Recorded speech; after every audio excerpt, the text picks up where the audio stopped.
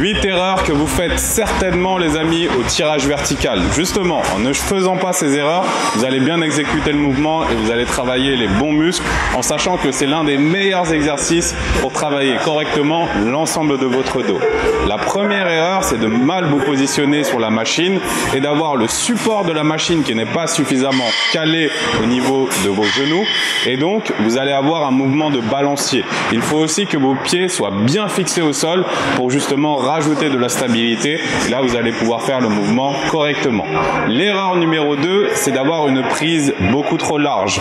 Le but de ce mouvement, c'est de faire une adduction des épaules et donc ça va permettre de cibler le grand dorsal correctement. Or, en prenant trop large, vous allez justement réduire l'amplitude de mouvement et donc faire que le mouvement ne va pas être suffisamment efficace et travailler correctement l'ensemble de votre dos. Alors les amis, la bonne prise du coup sur la machine, ça serait 1,5 fois votre largeur d'épaule, voire votre largeur d'épaule. Je vous conseille vraiment d'adapter en fonction de votre ressenti. Moi j'adore prendre un petit peu plus serré parce que ça me permet de mieux travailler sur une bonne amplitude et notamment sur l'étirement. Mais après, si vous avez du mal à ressentir votre grand dorsal lorsque vous prenez trop serré, essayez un petit peu plus large. Éventuellement, vous pouvez aussi prendre de cette manière, donc en prise inversée. Et cette fois-ci, il faudra prendre relativement serré, donc largeur des épaules. Mais le souci, c'est qu'avec cette prise, vous allez beaucoup ressentir les biceps. Donc si vous êtes justement débutant et que vous avez tendance à avoir des problèmes au niveau du ressenti de votre grand dorsal, je vous déconseillerais éventuellement cette prise. L'erreur numéro 3, c'est de tirer en descendant la barre beaucoup trop bas. En faisant cela, vous allez retirer l'accent de votre grand dorsal également et vous allez plutôt travailler notamment les épaules, voire beaucoup plus les triceps.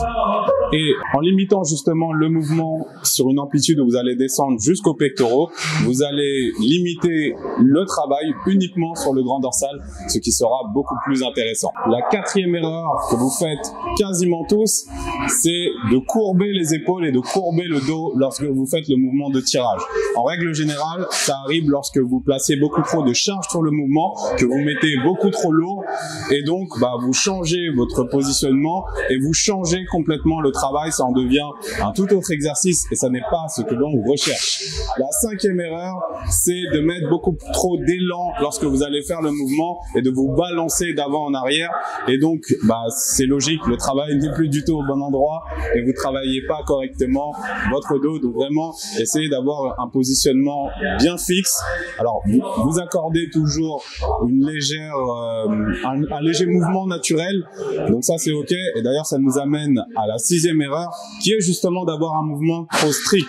Alors je sais que ça va porter un petit peu à confusion, mais je vais vous expliquer. Si vous êtes justement trop strict, ça va vous empêcher d'emmener la série jusqu'à l'échec. Il faut s'accorder une légère déviation de sa position qui va être naturelle certes, mais qui va vous permettre aussi d'aller ajouter une certaine intensité. Si vous êtes totalement droit comme un pic et que vous ne bougez pas, au bout d'un moment, vous n'allez jamais vraiment pouvoir aller pousser vos muscles jusqu'au maximum de l'effort.